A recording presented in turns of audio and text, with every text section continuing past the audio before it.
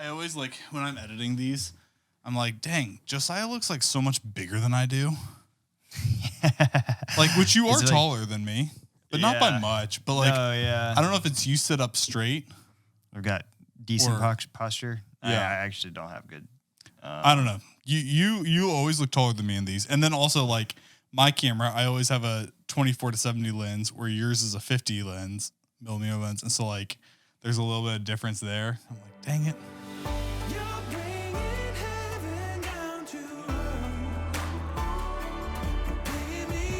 Oh, so good. So good.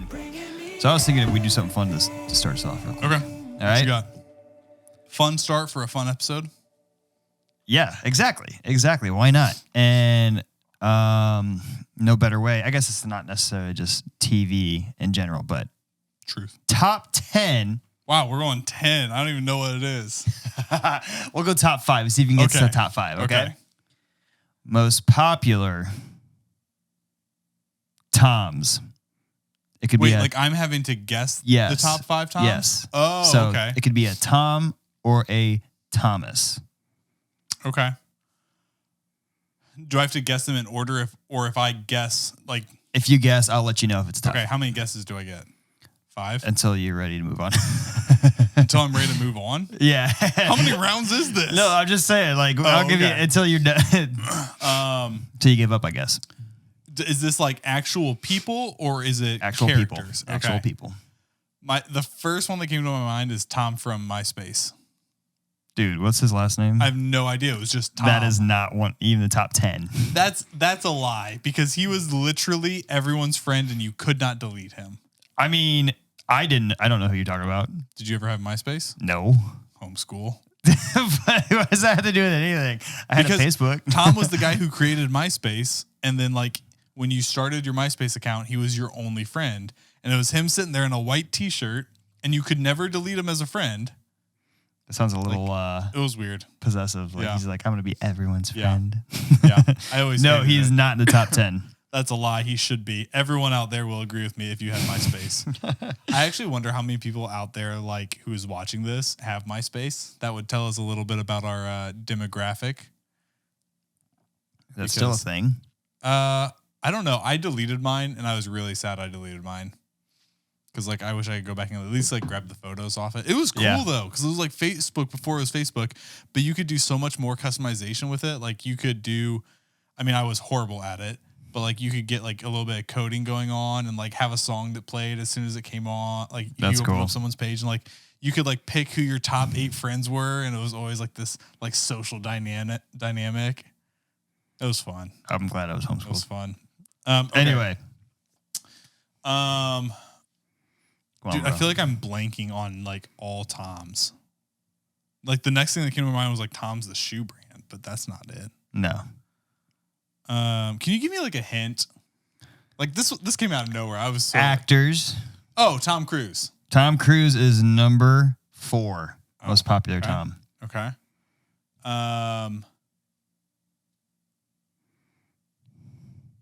Thomas Jefferson?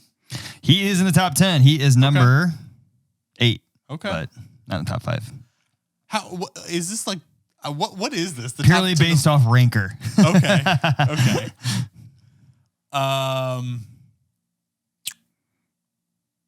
Tom Brady. There, number 10. Number 10. So I've literally only got one in the top 5 so far. One in the top 5. I would totally get this if I didn't have. I'm just joking. Let me know when you're. Give me one more clue. Okay. Actors. Hardcore actors. There's Tom Petty. He's not an actor. He's an artist, but he's not in the top 10 even. No, dude. Dude, that's bad. There's a snake in my boot. Oh, Tom Hanks. Come on, man. Number 3, Tom Hanks.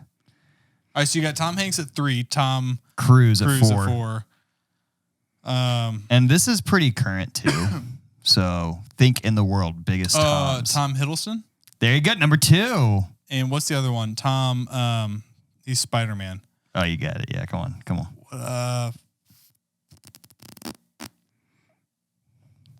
He's my favorite Spider-Man, and it's like, ooh, see we're the same age and you think anybody's better than Tobey Maguire. 100%. Tobey Maguire is the worst. But it's who we grew up with. No, I don't care. You know what? Spider-Man? Dude, Spider-Man is supposed to be like, the Spider-Man character is supposed to be like goofy, cocky, whereas the Peter Parker character is supposed to be like nerdy. Nope. And he was neither. Like, he was a little nerdy, and he was also way too old. Yeah, he was. That was the way they used to do Andrew it back Garfield in the day. was good at Spider-Man, not a good Peter Parker. And then Tom nailed it. Blank was great at. I felt like he was great at both. Come on, Tom. I don't know. Tell me what it is. Holland. Come on, man. And I doubt you're going to get 5. So Tom Holland's number 1? Yeah. Really? Like I was saying, it's more current than anything. Interesting. I don't know. Number 5. Number 5 is Tom Felton. From Harry Potter? Draco. Draco. Really? Number 6 was Tom Hardy, which is incredible. Number 7 is Thomas Edison. Oh, yeah. And then I don't know who this is. Thomas Sangster. Thomas what? Sangster? Does that kid look familiar? I have no idea. And then obviously Tom Brady. So I give you a good B minus, especially with your Tobey Maguire comment. It'd be an A, but Okay. Disappointed me there. All right, now I'm gonna have to come up with something for you. I'm not good at the pop culture. Yeah. Give me like history stuff. I think I'd do better, but you didn't get Thomas Edison. Got Thomas Jefferson. You did. Suck it. There you go. Thomas Edison wasn't a president or a secretary of state. But he's a part of history. Yeah, but not that cool. I don't know. I guess he was. Actually, I heard. Never mind. Anyways. All right. So tonight we're doing a little bit of a fun one. We are talking about our top TV dads. So TV dads that we feel like we look up to, feel like do it right. Maybe TV dads we wish were our dads. I don't know. How many did you come up with? We didn't like few. specify this. Yeah, I just came up with like a few that I grew up watching. Do you want to start or you want me to? Go ahead. No, I feel like you need to because I had to do this whole like Tom thing. Okay. Okay. All right. My number 1 is actually purely based off, I just think he's so funny. And regardless of what happens, like the love he has for his family it makes it funny, but it's actually pretty great. Phil Dunphy. So Modern Family. You don't like him? I don't mind Phil. Well, I don't like Modern Family. What? No, he's. Man. I have a problem with like the TV shows that make dads look so dumb. Yeah, and that's one of them. But okay, yeah, I get. I mean, it's a comedy, so automatically they're gonna make everybody kind of look stupid, right? It's a mockumentary, so it's gonna happen. I mean, and honestly, I honestly don't think anybody in that show is safe from just making them look stupid. I will say. I did not watch the show, all that. Like, I think I tried to watch, and this was like recent, like a couple months ago. I tried to watch a couple of episodes, like get into it. And I think by episode 3, I was like, I can't do this. Yeah. So, anyways, continue. Yeah. But I've always just found him to be the funniest character. But at the same time, like everything he did, no matter how stupid or funny it was, he did for his family. And I thought it was hilarious. I'm not necessarily somebody I look up to, but just per se, but somebody I can appreciate. And it's like this day and age, like fatherhood is really kind of looked down upon a lot because like a lot of families don't have the father and things like that. And that was a good representation of just a guy who's dumb, but loves his family and would do anything for their family. So it's good to see that in the modern era. Yeah. Did you play that modern era? Do you have a specific like scene that comes to your mind when you think of him as a dad? One in particular just shows the kind of love he had for his wife because his wife, I love the show. By the way, I don't know if I know I'm definitely going to spoil a bit of stuff from a show. So like spoiler alert. Yeah, spoiler alert. There could be some spoilers. But there was an episode where it was their anniversary and his wife, why am I drawing a blank on her name? I can't remember her name. But it's terrible at giving gifts. Okay. Absolutely terrible. And he's pretty good. Okay. But basically, she realizes that she's terrible. She's like, I'm going to do really good this year.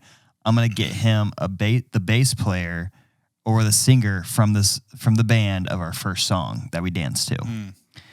And like an autograph? No, just like him to come to the house and play the song so they could dance to it, which is really sweet. Yeah. Phil has no idea who this guy is. Doesn't know who the band is. Don't know what the song is. He walks in, he's like, ah. And then the wife walks away for a second, and the guy is like, you're not a fan of me. You don't even know who I am. He's like, please don't tell my wife. Please don't tell my wife. Like, please, I swear she thinks she's doing such a good job, but she's not. And then he comes in and things like that. And he ends up confessing. And it's just like a good showmanship of like, you're messing up right now, but I'm going to do everything in my power to make you feel good about what you're doing. So I always thought that was a funny scene. That's good. Nice. Okay. So I went with like old school, new school, and then like a rando. So like when I was thinking old school, my first thought was, don't say mine. Please don't say mine. Boy Meets World. Okay. Oh, no. What? I've never seen an episode of that in my life. Dude, one of the greatest like sitcom shows of our childhood. But like, I love it because you've got multiple different characters in there, right? So you've got like Corey's dad, who is just this awesome, like salt of the earth guy, works at a grocery store. But like I remember one scene specifically or one episode specifically, like where like he's just working so hard, like everything at the supermarket's not going right, but like he just puts on a brave face when he's at home with his kids and like pushes through like the tiredness, pushes through like all the stress, like to make sure his kids know like how much he loves them and like cares about them. And like, I love that. But like all throughout the series, like he's just consistently there for his kids. Yeah. And like he messes with them and like pokes fun at them at times, but like he's just consistently there for his kids. And I love it. But like that show also has like two other father figures that I'm like, dude, so great. Like there's a teacher at one point, Mr. Turner, who like doesn't adopt, but basically takes in one of the main characters, like whose dad is kind of like skipped town. Gotcha. And it's just like such a cool like relationship they have because like he's like this go with the flow, really like cool kind of guy. Yeah.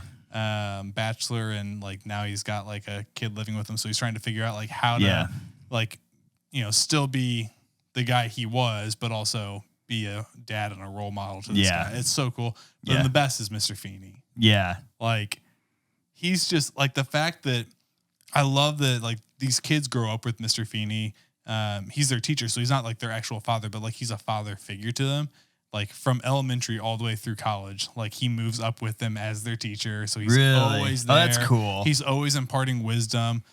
He's like harsh and strict at times, but like he's so like loving. It's just great. Like the series ends like with him saying like he gets the last words in the series, and it's like him saying like I love you. Yeah. And it's just it's one of those shows where like you see these three fathers and they're just like consistently there. Yeah. And like wanting the best for all the kids in the show. Yeah. So good. Yeah. Yeah. I always assumed Boy Meets World was just like a romance sitcom kind of thing. Is that what it is? It's got a little bit in there, like, you know, Corey and Topanga, but it's wait, so Corey funny. and who? Topanga. That's a name? Yeah. Dude, I've never heard that before in my life. It's such a funny show too. Like I think it's on Hulu now. And so I was going back and I was like watching it and I was cracking up as an adult. Like I own all the seasons on DVD. Like, it's so good. Yeah. There we go. Mr. Feeney! Yeah, I have no idea what that means. Go watch it. But my number 2 would be the classic Andy Griffith. Andy Taylor. Mm-hmm. Character. I thought about that. Yeah. He's in my top 10 for sure. Yeah. I would say show's hilarious, and it's really kind of created that next, in my opinion, genre of comedy television. I just Barney Fife is just oh my goodness, so funny. But the character Andy Griffith himself is just like this strong. He's not married, but he has a son. Widower. He's a widower. So his wife died.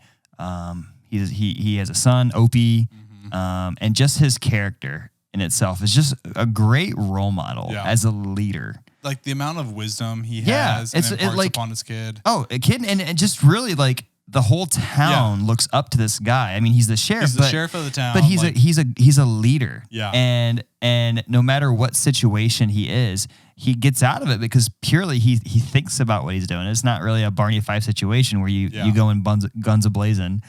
But he's just a really wise leader. And I've always found him to be an incredible just role model for, fathers / leaders in general. Yeah. That was a show that we watched a lot growing up. That was every day before school. Yeah. Yeah. So we were very limited. I was homeschooled. Thank you, Zach. But very limited to the TV shows. So they consisted of Andy Griffith's show and The Little House on the Prairie. Wow. So Paul Ingalls is a good hustle.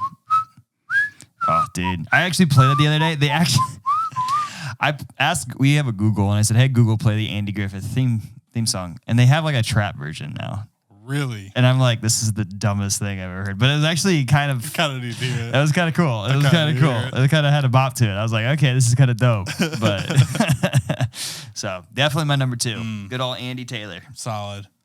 I feel like there's so many good like TV, especially in like some of the old school shows. Oh yeah. Like Ponderosa. Oh, Bonanza. You ever watch Bonanza? No. Oh, okay, never mind. I'm meaning more Andy Griffith. I think like that's a little bit older. Like even people our age, like I feel like don't fully know it.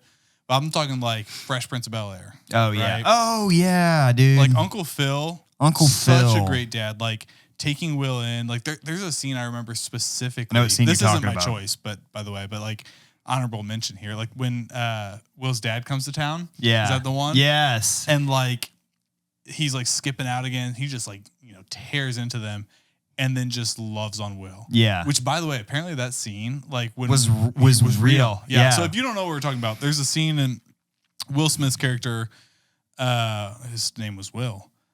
His dad like left and comes back and in this episode, like he's skipping out again, like he's leaving Will behind.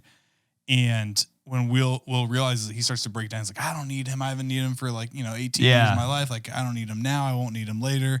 All this stuff. And like real tough and hard and angry.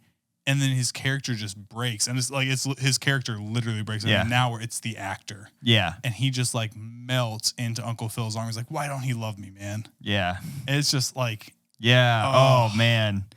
And Phil's response, I can't remember what it was, but I remember he hugs him, like grabs him and hugs him.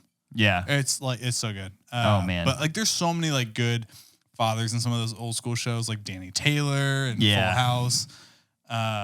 Even Bill Huxtable in Cosby Show. Oh yeah. Like okay. You can't mention him. Can't really mention it anymore. But like in its prime, like that great show and great father figure, but not in real life. No. But okay, so my number 2. This one, he's not a father to anyone in the show, but he's a father figure.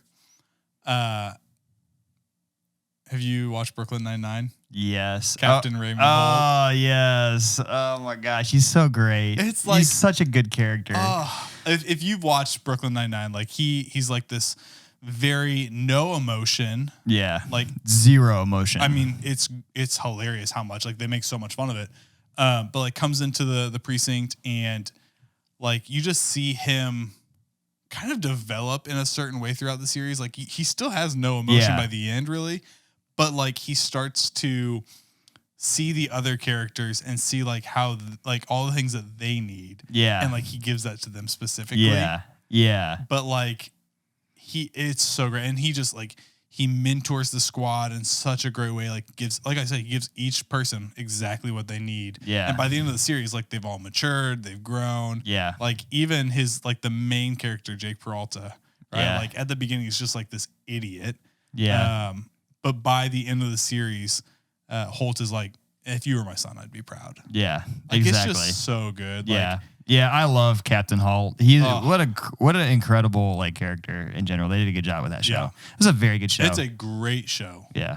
Like, very, very good show. Top notch. Yeah. Yeah. And I just love the fact like he's very stern, he's very strict, but then you get these moments Yeah. where it's like, what? Yeah. Like, and I feel like that's very fatherly, right? Yeah. Like these moments where like it breaks and he's like doing something completely stupid and goofy.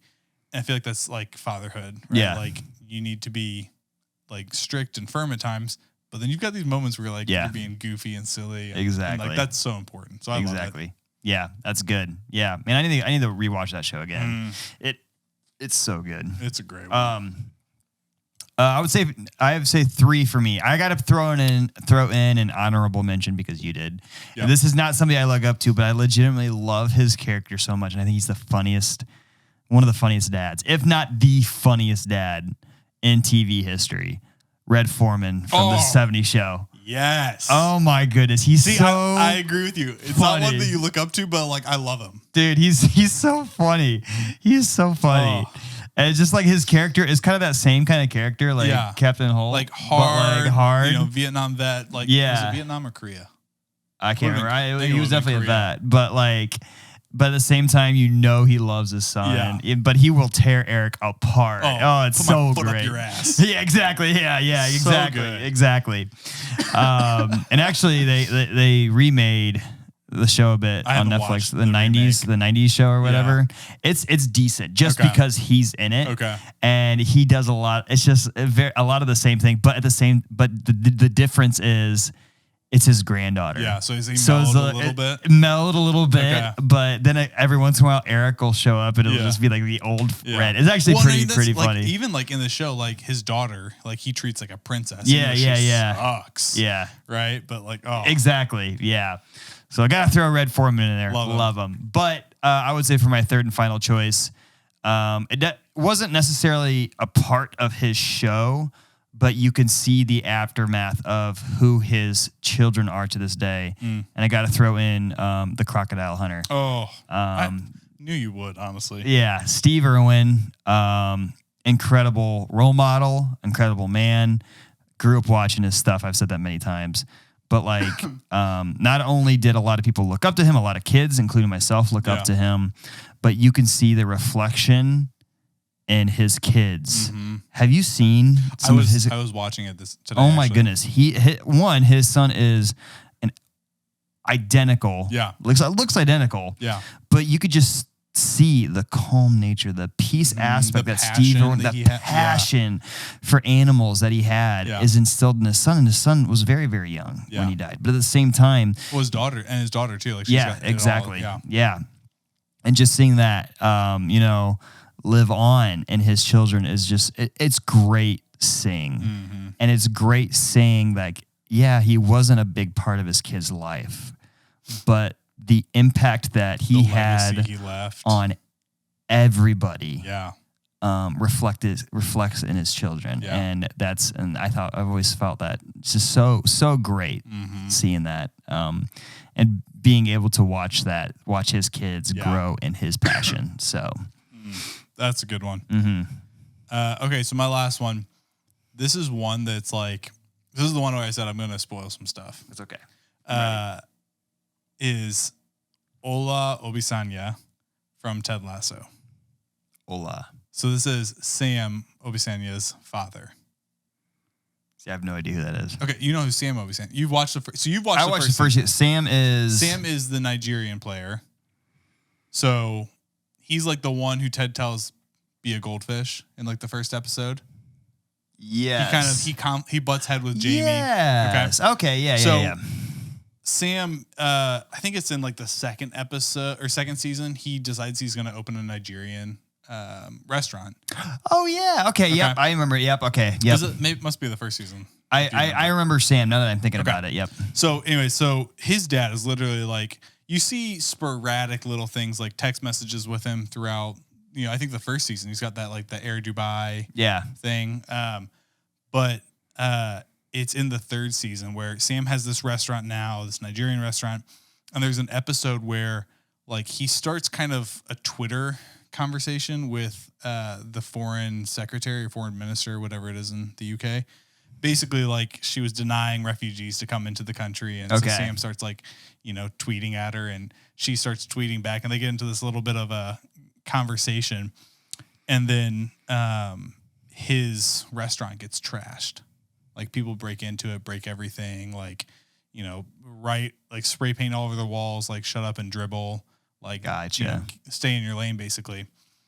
And he just walks into practice and is like totally out of character, like angry, yelling, shouting, cussing, like just so mad and broken and hurt.